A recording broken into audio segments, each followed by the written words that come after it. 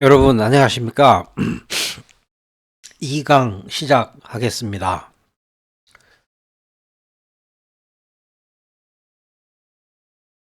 정신 공간의 모든 단위는 이미지를 말하는 거죠. 끌어당기는 힘을 가진다. 지난 시간에는 워데이머의 실험, 워데이머의 선을 선 실험을 통해서 정신 공간의 잡아당기는 힘을 소개했습니다. 이 물리 공간, 3차원 공간의 모든 물체가 다 끌어당기는 일정한 힘을 가지는가에 대한 그 질문에서 물리학자에 의하면 그렇다고 합니다. 예를 들어서 생명을 가지고 있지 않은, 예를 들자면 여기 큰 바위가 하나 있고 옆에 작은 바위가 있다고 가정을 해보면, 큰 바위가 작은 바위를 끌어당기는 일정한 힘을 가진다는 말이죠. 단지 그때 잡아다니는 큰 바위가 작은 바위를 잡아당기는 힘이 지극히 미약하기 때문에 우리가 감지하지 못할 뿐, 그게 그런 에너지가 없는 것은 아니다. 그렇다면은 극미 세계, 아주 작은 극미 세계에서도 그런 현상이 나타날 것인가? 그렇다고 합니다. 예를 들자면 원자 안에 있는 전자도 원자 핵의 끌림을 받고 있다고 해요. 그래서 안 끌려가려고 달처럼 핵 주변을 도는 거죠. 아마도 콜로스, 지금 오늘 소개하려고 하는 이 콜로스 인지 심리학자도 그런 생각을 했을 거라고 추정을 하는데요. 그래서 이 사람은 워데이머의 실험에서 선을 가지고 그게 가능했다면 아마도 사각형을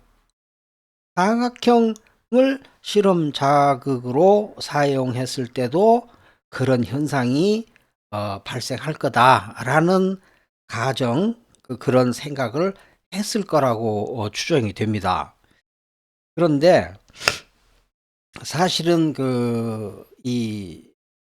물론 이제 실험 목적은 다르지만 많은 사람들이, 어떤 사람들은 삼각형을 가지고도 실험을 해본 사람이 있고, 또 어떤 사람들은 눈으로 들어가는 자극이 아니고 청각기억, 귀로 들어가는 자극을 가지고 또 이런 잡아당기는 힘의 실체를 입증하려고 했던 사람도 있습니다. 자, 그런데 이제 오늘 소개하려고 하는 실험은, 자, 이 콜로스 실험은 사각형을 가지고 똑같은, 그러니까 실험 방법이나 절차는 사실상 같다고 보시면 되는데요. 예, 보시는 것처럼 자, 이 사각형을 가지고 실험을 했습니다. 자, 이거 이 자극 패턴을 좀 설명을 드리겠는데요.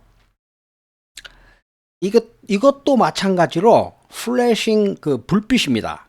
가만히 그냥 선이 아니, 그냥 사각형이 아니고 불빛 사각형이라고 보시면 되는데요. 여기에서 B와 C가 동시에 나타납니다. 동시에 나타나서 그 자리에 딱 버티고 있는 거예요. 그럴 때 버티고 있는 겁니다. 그럴 때 가운데, 정확히 그 가운데에 사각형 A가 나타나서 일정한 시간 간격으로 깜빡 거리는 이런 상황입니다. 이런 그 실험 상황에서 그러니까 이때 그 강자는 B와 C입니다. 왜냐하면은 B와 C는 동시에 나타났으니까요. 그리고 약자는 A가 되는 거죠. 자, 이게 이제 B와 C는 덩치가 크니까 자극량이 크니까 큰 그 정신 에너지를 가질 거라는 가정을 했을 것으로 추정을 하는데요. 여기서 다음 이야기로 넘어가기 전에 잠깐 물리학 개념 하나를 확인하고 넘어가겠습니다. 자, 여기 보시면은 1kg짜리가 10개 있는데, 10개, 10번, 1kg짜리를 10번 올려놓는 거하고 10kg짜리를 한 번 올려놓는 것은 무게가 같습니다. 즉, 다시 말씀드려서 이 3차원 공간 안에서 이 두 가지 10kg를 10번, 1kg를 10번, 10kg를 한 번은 물리적 개념으로 같다는 같다는 뜻입니다. 자, 이와 같은, 이건 물리적 현상인데요. 이와 같은 현상이 정신 공간에서도 똑같이 작동을 합니다. 그것을 뭐라고 표현하느냐면요. 그것을 충격 원리라고 이야기하는데요. 충격 원리는 빈도 원리와 충격 원리는 같습니다. 크기가 같다는 뜻이에요.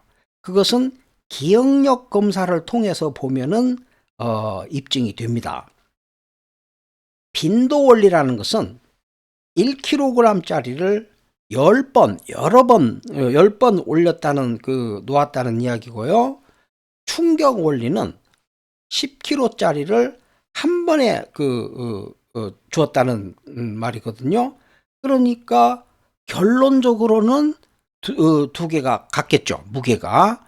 똑같은 원리가 우리 인간의 정신 공간에서도 빈도 원리는 충격 원리와 같다. 이걸 먼저 제가 설명을 드리고 뒤 이야기를 진행하려고 합니다. 자, 나중에 이거 기억 분야에서 자세하게 다루겠습니다만은 빈도 원리라는 것은 여러 번 반복 한다는 그런 의미가 되겠고요. 그런데 저는 이 빈도 원리를 잔소리 원리라고 부르고 싶습니다. 제가 강의 때 이걸 잔소리 원리라고 소개를 하기도 합니다. 그래서 우리말에 이런 말이 있죠. 소귀의 격리기, 이런 말이 있는데요. 그 말은 아무리 떠들어 봐도 소용없다, 그런 의미지 않습니까? 그런데 엄밀하게 말해서 그 말은 틀린 말입니다. 왜냐하면 물질 공간에서처럼 정신 공간에서도 똑같은 원리가 작용을 하기 때문에 소귀의 격리기라는 말은 그거 해봐야 소용이 없다는 말은 틀린 말이다. 다시 말해서 정신 공간에서도 반복하면 누적값은 반드시 그만큼 커집니다. 단지 그것이 행동으로 나타날지 아닐지, 나타날지 말지는 그것은 감정 또는 정서와 관련된 또 다른 문제라고 보여집니다. 반면에 충격 원리는 한 번에 몽땅 올려놓는 거죠. 10kg짜리를 한 번에 올려놓는 그런 원리라고 보시면 되는데요. 그래서 지난 시간 첫 번째 강의에서 워데이먼은 빈도 원리를 적용했고, 그래서 앞에서 2번 반복을 했고, 여기서 콜로스는 충격 원리를 적용을 했습니다. 충격 원리라는 것이 앞에서 보시는 것처럼 B와 C를 동시에 등장시키는 그런 그 실험 상황을 말하는 건데요. 그래서 이 워데이먼은 반복을 통해서 자극량을 높였고, 여기에서 오늘 콜로스는 한 번에 자극량을 높였다. 그렇게 해석할 수가 있겠는데요. 자, 다음 강의로 넘어가기 전에 그러면은 빈도 원리와 충격 원리가 이게 과연 정말 같은 거냐? 요걸 실험을 통해서 좀 소개를 하려고 합니다. 우리가 눈이나 귀를 통해서 이제 자극을 듣습니다. 예를 들자면은, 자, 고구마, 그림자, 선생님, 당나귀, 미나리, 시금치, 뭐 이런 식으로 단어를 쭉 듣습니다. 빈도 원리는 고구마, 그림자, 선생님, 당나귀, 시금치, 뭐 이걸 여러 번 반복을 하면 나중에 결국에 가서는 예를 들어서 4번째 단어가 뭐야? 이렇게 물어보면은 기억하겠죠. 예. 그거하고 똑같은 원리인데, 그러니까 1kg짜리를 10번 올리는 한거 똑같은데, 충격 원리는 한 번에 충격을 주어서 기억량을 높이는 원리가 가능하다는 거죠. 예, 그런데 그래서 그 실험을 제가 조금 소개를 하려고 하는데요. 예를 들어서 고구마, 그림자, 선생님, 당나귀 이런 단어가 일정한 순서로 이렇게 들어오는 순간에 핀으로 특정 단어가 주어지는 순간에 손등을 콕 찌릅니다. 너무 세게 찌르면 안 돼요. 콕 찌르면 그 단어는 굉장히 오래 갑니다. 장기간 기억이 돼요. 그러니까 1kg짜리를 10번 올린 거나 충격을 줘서 한 번에 그 기억 상태로 전환시키는 거나 근본적으로 다르지 않다. 그러니까 3차원 공간에서 벌어지는 물질 현상과 정신 세계에서 벌어지는 그 빈도, 충격 원리가 다르지 않다는 것을 그렇게 이야기를 할 수가 있는데요. 자, 근데 만약에 그 충격 정도가 더 커지면, 그러니까 엄청난 충격을 주면 그건 또 다른 원리가 개입하면서 이건 기억이 또 사라질 수가 있어요. 그래서 극도의 충격 상황에서는 자신의 이름도 기억을 못하는 수가 있습니다. 그건 이제 또 다른 이야기니까요. 넘어가기로 하고요. 자, 앞에 이야기로 잠깐 넘어가겠습니다. 자, 이게 B와 C가 충격이죠. 팡 하고 충격을 줬습니다. 그리고 A는 가운데에서 일정한 시간과 반짝 할 이 상황에서 어떤 현상이 관찰되었을까요? 자, 이 현상에서는 어떤 현상이 관찰됐을까요? 한번 추정을 한번 해보시기 바랍니다. 앞에서 제가 설명을 한 그 원리를 그대로 적용하자면, 여기 보시면은, 자, B와 C가 충격이니까 힘이 세니까 자극 A를 직사각형 A를 양쪽에서 잡아 다닐 거라는 거죠. 예. 그러니까 그 결과로 가운데 있는 직사각형 A가 반으로 찢어집니다. 우리 눈에 그렇게 보인다는 말이죠. 그래서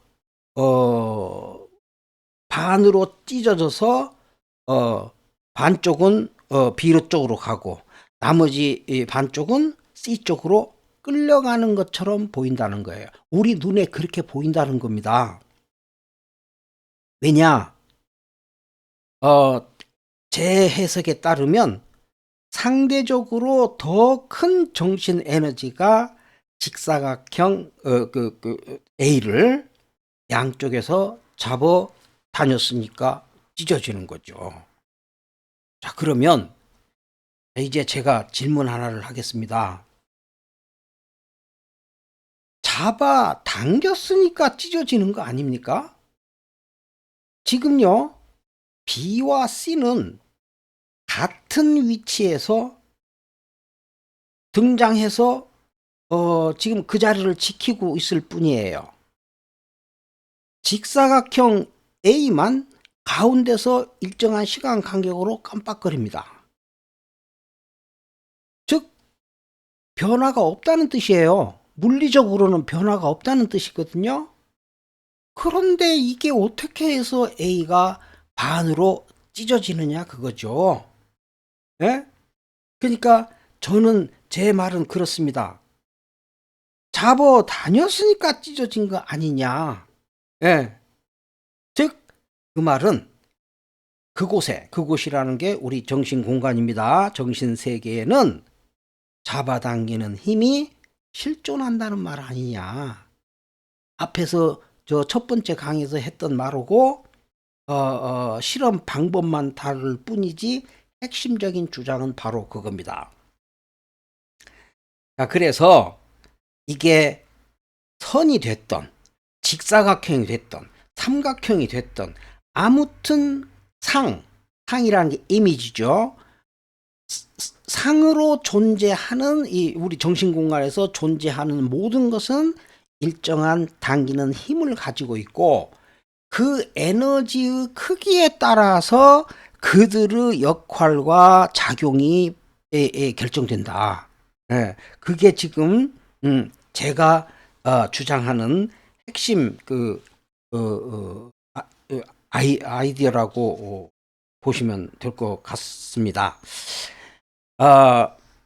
그래서 이때 잡아다니는 힘을 수치화할 수 있다면 물리학 공식으로 정신 공간의 현상을 설명하는 것이 가능하지 않겠느냐 하는 게 제 생각입니다. 그래서요, 정신 공간과 물질 공간은 쌍둥이라는 말이죠. DNA가 같다는 말이에요. 뭐 완벽하게 똑같은 건 아니겠지만 99. 몇 퍼센트 쌍둥이라는 말이죠. 왜냐면 같은 원리로 설명이 되니까. 예. 설명이 되니까 이게 쌍둥이 아니냐. 자, 이제 이야기가 조금 이 맥락에서는 조금 벗어납니다만은 그래서 물질 공간과 정신 공간이 쌍둥이로 태어날 수 있었던 것은 우주 모든 것의 시작점은 현대 과학적으로는 지금 183억 년 전 빅뱅이라고 보고 있거든요. 거기에서 모든 게 시작됐으니까요. 그때 이미 존재의 근거를 가지고 있었다고 해석하는 것이 옳지 않을까. 즉 다시 말해서 좀 제가 이 과학의 경계를 조금 벗어나겠습니다. 즉 빅뱅 이전에 신 또는 어떤 절대 에너지의 의도가 선행했다는 말이죠. 그런데 참고로 말씀드리자면 저는 기독교인이 아닙니다. 그냥 이 분야를 연구를 하다 보니까 생명의 기원은 어쩌면 거기서부터 시작된 거 아닌가라는 생각이 든다는 말이죠. 왜냐하면 정신이 됐던 물질이 됐던 모든 것은, 글자 그대로 모든 것은 바로 빅뱅에서부터 시작되었다는 가정이 맞다면 당연히 우리 생명체의 그 뿌리도 그때부터 시작된 거 아닌가, 이런 생각이 듭니다. 그래서 제가 그 점에 대해서 유튜브에 25분짜리 동영상 하나를 올려놨습니다. 시간 되시는 분들은 한번 보시고 평가를 바라겠습니다. 동영상 이름은요, 생명의 기원, 바로 하고 뉴, 바로 닫고 이렇게 생겼습니다. 시간 한번 보시기 바랍니다. 자, 다시 콜로스 실험으로 돌아가겠습니다. 자, 지금 여기 보시면은 이런 경우는 어떨까요? 그러니까 지금 B와 C가 누웠어요, 옆으로. 평형 상태로 누웠습니다. 절차나 방법은 똑같은데 이제 그것만 다르죠.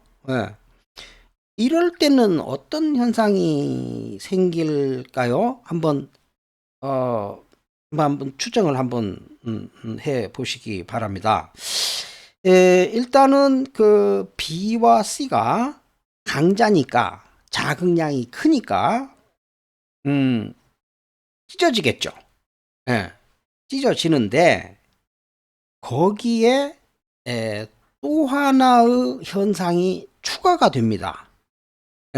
그것을 본 강사는 정신 공간의 사회성이라고 표현을 하는데요.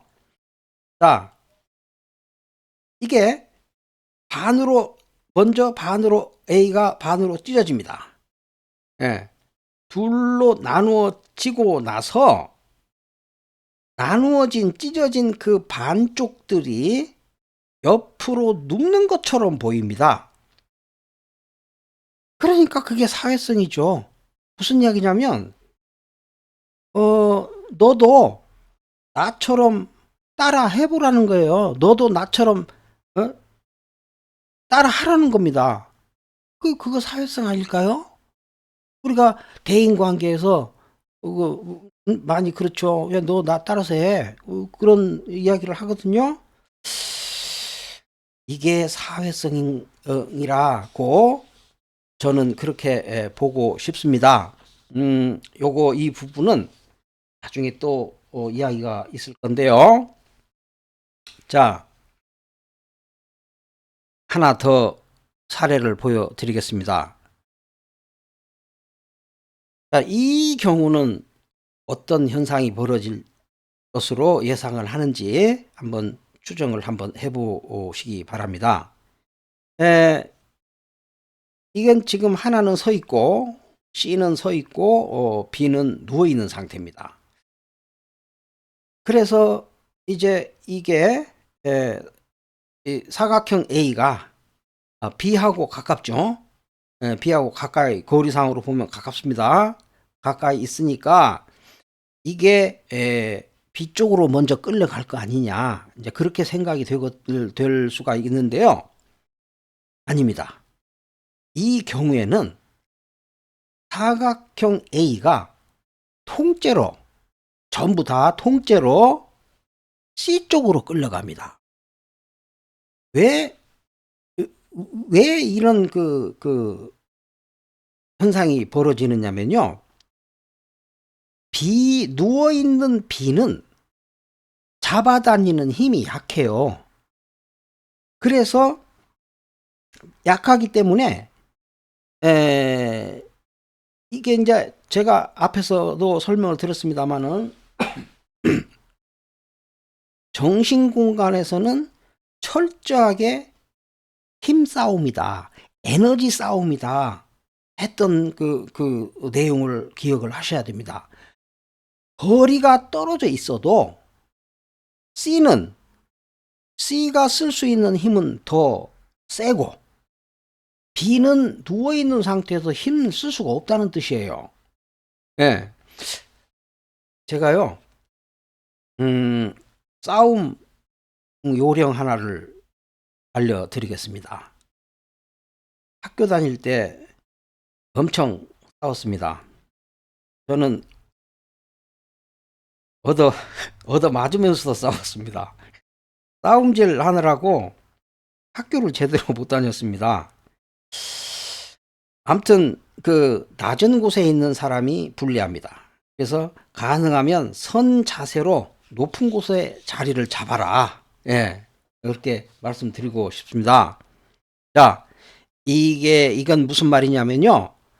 여러분이 무거운 물체를 잡아 다닐 때 어떤 자세를 취하느냐에 따라서 결과가 완전히 달라지거든요. 그거하고 같은 맥락입니다. 힘을 쓸 수가 없는 상황에서는 힘을 쓸 수가 없죠. 예. 자, 그래서 이제 사각형 이게 만약에, 자, 그러면 지금 사각형 B는 누워 있는 상태라 힘을 쓸 수가 없죠. 없다고 제가 설명을 드렸는데요. 자, 그러면 이 누워 있는 사각형을 더 키워버리면 그러면 사각형 A는 C가 아니라 B 쪽으로 끌려올 거다. 이건 제 생각입니다. 왜냐하면 그쪽에서 잡아다니는 힘이 더 세지니까.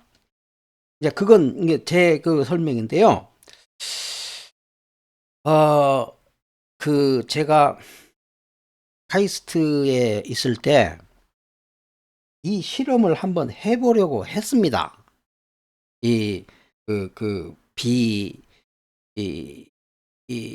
B를 더 키웠을 때 이게 실제로 A 방향으로 끌려가는지 그걸 한번 실험을 한번 해보려고 했습니다. 그래서 제가 김진영 박사님께 이 이야기를 했어요. 예.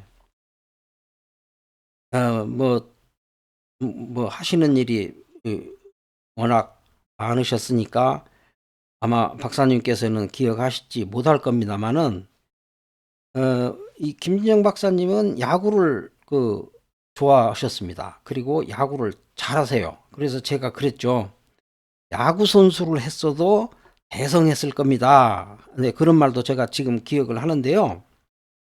야구장으로 이렇게 랩 케어 랩 사람들하고 가면서 이 부분 이야기를 했죠.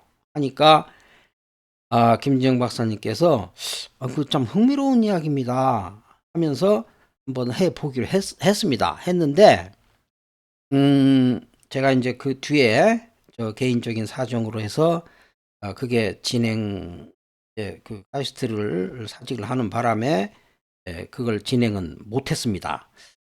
그리고 그 다음 해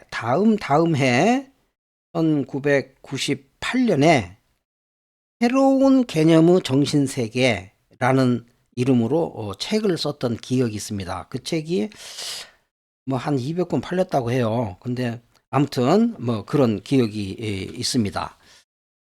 자, 그런데 이 그림에서 과거에는 동지였죠. 서 있었으니까 동지였던 직사각형 B가 벌떡 일어나서 보니까 사각형 A는 이미 C 쪽으로 끌려가고 없는 겁니다. 그러면 뭐라고 하겠습니까? 막 비난을 하겠죠. 뭐 의리 없는 놈이라며 막 하겠죠. 근데 이걸 농담으로 해석하신 분도 계시겠지만, 정신공간에는요, 의리 없는 놈, 야가 빠진 놈, 끼리끼리 노는 놈 등등 사람 사는 세상과 똑같은 사회 현상이 진행되고 있습니다. 심지어 그 정신 공간에는요, 독재자도 있습니다. 아주 심해요. 독재자도 있습니다.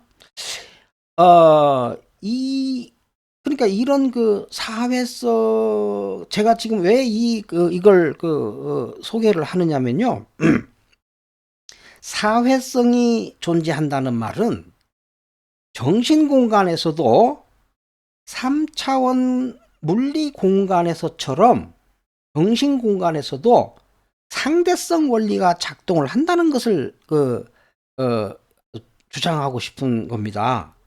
즉, 다시 말해서 내 옆에 누가 있느냐에 따라서 나의 위치 또는 가치가 결정된다는 말이죠.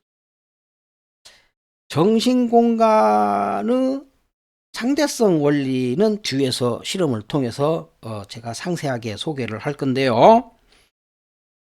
결론적으로 눈에 보이지 않는 정신 공간에 잡아다니는 힘이 실존하기 때문에 따라서 사회성도, 즉 상대성 개념도 존재할 것이다 라는 게 저의 주장입니다.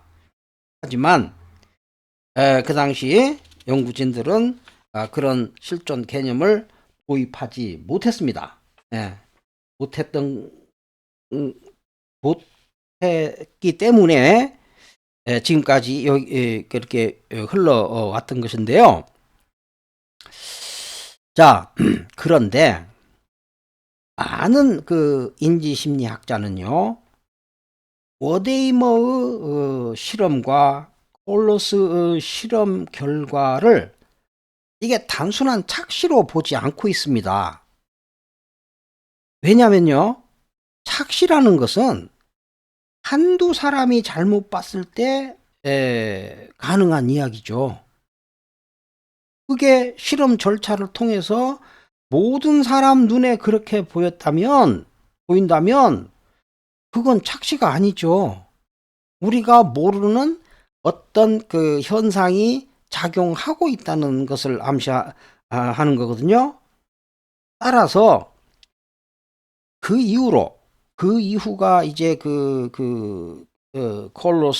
워데이머 콜로스 실험 이후로 사실은 많은 학자들이 다양한 측면에서 미스테리를 풀어보려고 도전을 했습니다. 그럼 예를 들자면 스탠퍼드 대학의 로저 셰퍼드라든지 특히 하버드 대학의 스테판 코슬린 같은 사람들이, 특히 이 코슬린 같은 사람은요, 정신공간에서 상대성 원리를 바로 코앞까지 가서 봤던 것 같아요. 그런데 이걸 결론을 못 내고 말았습니다. 왜냐면은 반복되는 이야기지만은 조금만 이 고개를 옆으로 돌려서 이 물리학 개념을 끌어들였으면은 충분히 데이터상으로 봐도 모든 걸 다 가지고 있었는데 그걸 그렇게 못하고 넘어왔다는 게 제 판단입니다. 이제 그때부터 이제 저도 그 중에 한 사람인데요. 그때부터 이제 저는 스스로 물리심리학자가 된 거죠.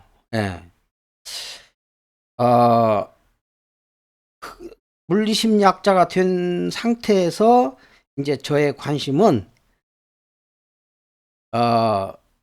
아이작 뉴턴 쪽으로 돌아가고 있었습니다. 왜냐하면은 그 사람이 이 우주 공간을 새로운 개념으로 바라봤던 사람이기 때문이죠. 자, 그래서 오늘 이야기는 여기서 마치고 다음 시간에